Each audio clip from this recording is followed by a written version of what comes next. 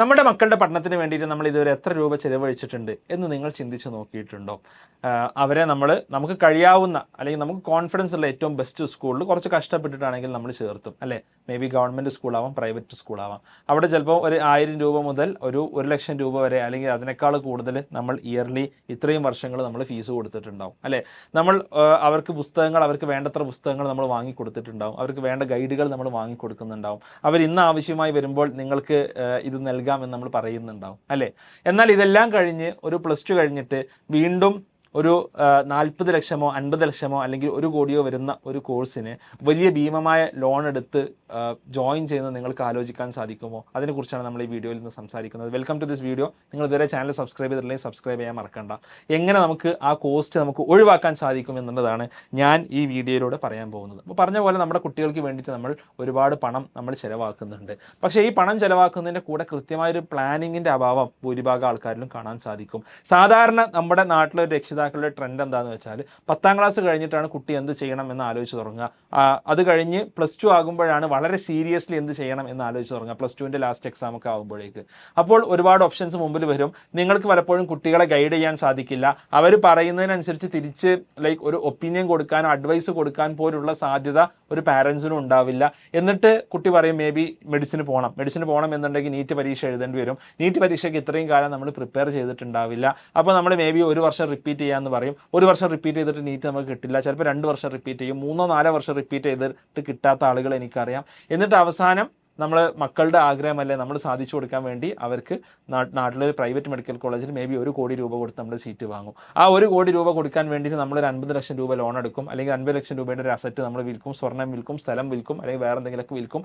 നമ്മുടെ ജീവിത സാഹചര്യങ്ങളെ നമ്മൾ എന്ത് ചെയ്യും, നമ്മൾ താഴോട്ട് കൊണ്ടുപോകും അല്ലേ? ഇനി അതല്ല ഒരു പ്രൈവറ്റ് കോളേജിൽ ഇന്ന കോഴ്സിന് ചേരണമെന്ന് പറയും, അതിന് 30, 40, 50 ലക്ഷം രൂപ ഫീസ് കൊടുക്കേണ്ടി വരും. ഈ പറഞ്ഞ പോലെ ഭീമമായ ലോൺ നമ്മൾ എടുക്കും, ഈ കാര്യങ്ങളൊക്കെ നമ്മൾ ചെയ്യും. എന്നാൽ ആക്ച്വലി സ്പീക്കിംഗ് ഈ കോഴ്സ് നമുക്ക് വളരെ കുറഞ്ഞ ഫീസിൽ നമുക്ക് കിട്ടുകയാണെങ്കിലോ? ഇന്ത്യയിൽ എയിംസ് എന്ന് പറയുന്ന ഒരു സ്ഥാപനമുണ്ട്, AIIMS, all India institute of medical science. All India institute of medical സയൻസിൽ MBBS പഠിക്കാൻ വേണ്ടി നിങ്ങൾ 1 വർഷം കൊടുക്കേണ്ടത് ഏകദേശം 1200 രൂപ മാത്രമാണ്. പോണ്ടിച്ചേരി ജിപ്മറിൽ Jawaharlal Nehru institute of post graduate medical education research നിങ്ങളൊരു 1500 രൂപയാണ് 1 വർഷം മെഡിസിൻ പഠിക്കാൻ വേണ്ടി കൊടുക്കേണ്ടത്. അതായത് 7500 രൂപക്കോ ഏകദേശം നിങ്ങൾക്ക് ഇന്ത്യയിൽ ഡോക്ടർ ആവാൻ സാധിക്കും. നിങ്ങൾ NITകളിലോ IITകളിലോ പോയി പഠിക്കുകയാണെങ്കിൽ നിങ്ങൾക്ക് ഒരു സെമസ്റ്ററിൽ ഒരു 75,000 ആണ് ആവറേജ് നിങ്ങൾ ഫീസ് കൊടുക്കേണ്ടത്. മേ ബി നിങ്ങൾക്കൊരു 6 or 7 lakhs നിങ്ങൾക്ക് ഒരു നല്ലൊരു എഞ്ചിനീയർ, അതും ജോലിയുള്ള ഒരു എഞ്ചിനീയറായി പുറത്ത് വരാൻ സാധിക്കും.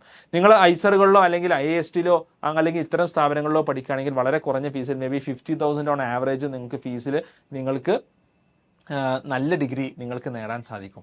നിങ്ങളൊരു സെൻട്രൽ യൂണിവേഴ്സിറ്റി പോയി പഠിക്കുകയാണെങ്കിൽ ഡൽഹി യൂണിവേഴ്സിറ്റിയിലോ അതല്ലെങ്കിൽ JNU യൂണിവേഴ്സിറ്റിയിലോ ഹൈദരാബാദ് സെൻട്രൽ യൂണിവേഴ്സിറ്റിയിലോ പോണ്ടിച്ചേരി യൂണിവേഴ്സിറ്റിയിലോ ഒക്കെ നിങ്ങൾക്ക് ഓൾമോസ്റ്റ് ഫ്രീ ആയി ചെറിയ ഫീസിൽ ഏറ്റവും നല്ല എഡ്യൂക്കേഷൻ നിങ്ങൾക്ക് ലഭിക്കും.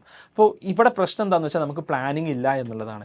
ഇന്ന് നമുക്ക് 1200 മാർക്ക് വാങ്ങിയാലും നമുക്ക് ഇത്തരം സ്ഥലങ്ങളിൽ പോയിട്ട് നമുക്ക് അഡ്മിഷൻ വാങ്ങാൻ സാധിക്കില്ല. നമ്മുടെ കുട്ടികളുടെ മുമ്പിൽ ഒരുപാട് ഓപ്പർച്യൂണിറ്റി ഉണ്ട്. എനിക്കിതിനെ കൂടെ പറയാനുള്ളത്, നമ്മുടെ കുട്ടികൾക്ക് വേണ്ടി അല്ലെങ്കിൽ നിങ്ങൾക്ക് പാരൻസിന് വേണ്ടിയിട്ട്, ആക്ച്വലി പാരൻസിനും കുട്ടികൾക്ക് വേണ്ടിയിട്ട് ഈ വരുന്ന January 27th ഒരു വെബിനാർ ഞാൻ സംഘടിപ്പിക്കുന്നുണ്ട്. ഈ വെബിനാറിലൂടെ നമ്മുടെ കുട്ടികൾക്കുള്ള കരിയർ ഓപ്പർച്യൂണിറ്റീസ്, എങ്ങനെ കുട്ടികൾക്ക് പല സ്ഥലങ്ങളിലും ഫ്രീ ആയി പഠിക്കാൻ സാധിക്കും, അതിനുള്ള സ്കോളർഷിപ്സ് എന്തൊക്കെയാണ് അവൈലബിൾ, അതിന് എഴുതേണ്ട എക്സാംസ് എന്തെല്ലാമാണ്, ഇതെല്ലാം വളരെ ഡീറ്റെയിൽഡ് ആയിട്ട് കവർ ചെയ്യുന്ന ഒരു വെബിനാറാണ് പ്ലാൻ ചെയ്യുന്നത്. ആ വെബിനാറിന് വേണ്ടി രജിസ്റ്റർ ചെയ്യാനുള്ള ലിങ്ക് ഞാൻ താഴെ നൽകുന്നുണ്ട്. നിങ്ങൾ തീർച്ചയായിട്ടും രജിസ്റ്റർ ചെയ്യുക.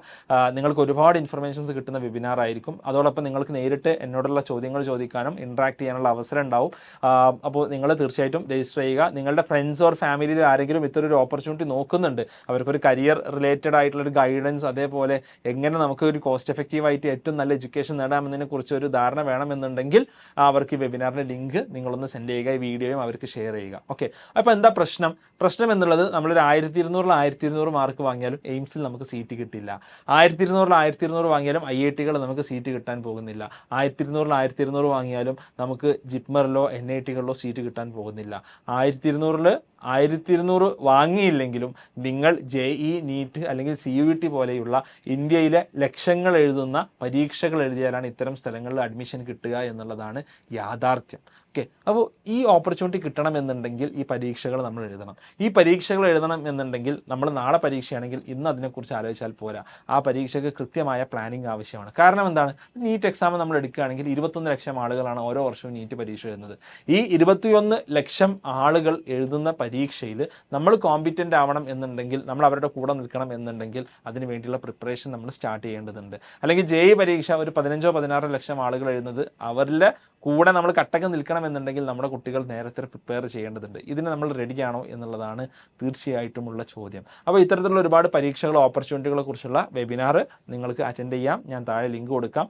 നമുക്ക് മറ്റൊരു വീഡിയോയിൽ ഇതിൻ്റെ ഓരോന്നിൻ്റെയും ഡീറ്റെയിൽസ് ഡിസ്കസ് ചെയ്യാം. ഞാൻ ഓൾറെഡി ഡിസ്കസ് ചെയ്ത ഒരുപാട് വീഡിയോസ് ഉണ്ട്. നിങ്ങൾക്ക് ചാനൽ സബ്സ്ക്രൈബ് ചെയ്യാം. നിങ്ങൾക്ക് ഒരുപാട് വീഡിയോസ് കാണാൻ സാധിക്കും. അപ്പോൾ മറ്റ് വീഡിയോസ്, മറ്റ് കരിയർ ഗൈഡൻസ് വീഡിയോസിനായിട്ട് ചാനൽ സബ്സ്ക്രൈബ് ചെയ്യുക. നമുക്ക് മറ്റൊരു വീഡിയോയുമായിട്ട് കാണാം. അതുവരേക്കും ബൈ.